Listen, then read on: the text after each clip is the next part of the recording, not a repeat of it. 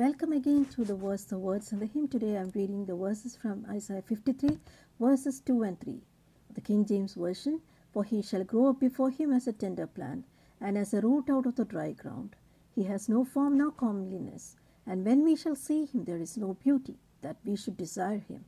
He is despised and rejected of men, a man of sorrows and acquainted with grief, and we hid, as it were, our faces from him.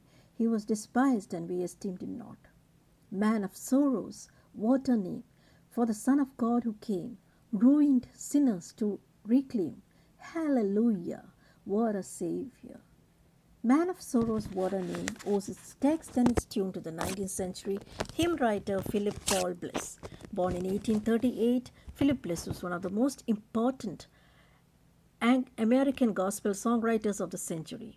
A contemporary of Dwight Moody, Ira Sankey, George Root, he made a huge contribution to the American evangelical hymnody.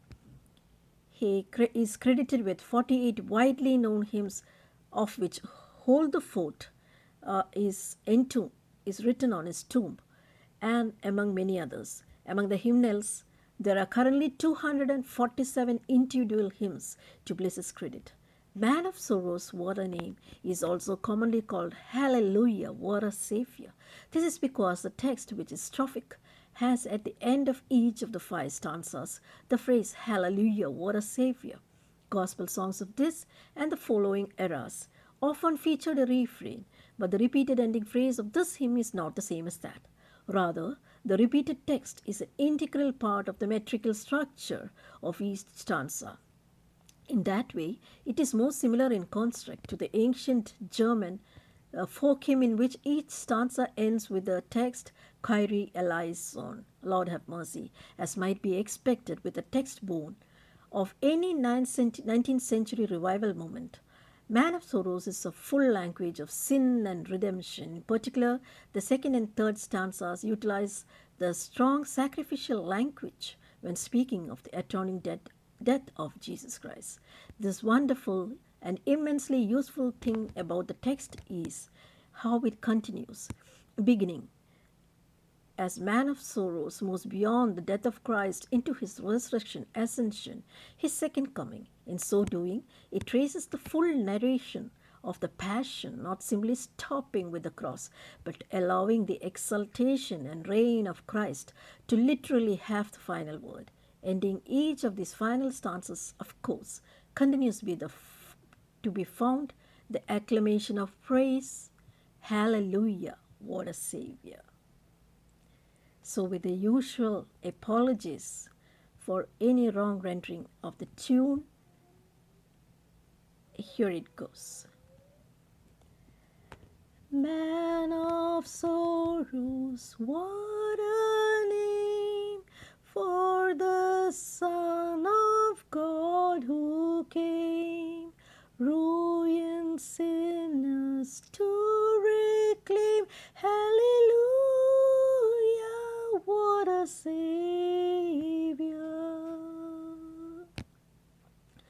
Bearing shame and scoffing rude, in my place condemned he stood, seal my pardon with his blood. Hallelujah, what a Savior.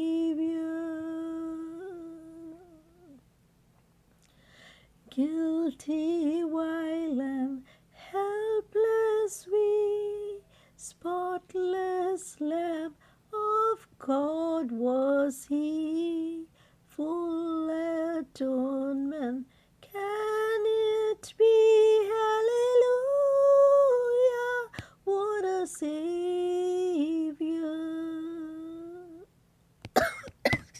Excuse me. Lifted up was he to die, it is finished was his cry.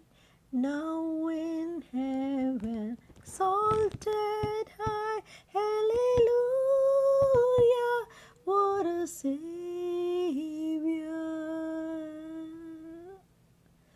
When he comes a glorious King, all his ransomed home to bring.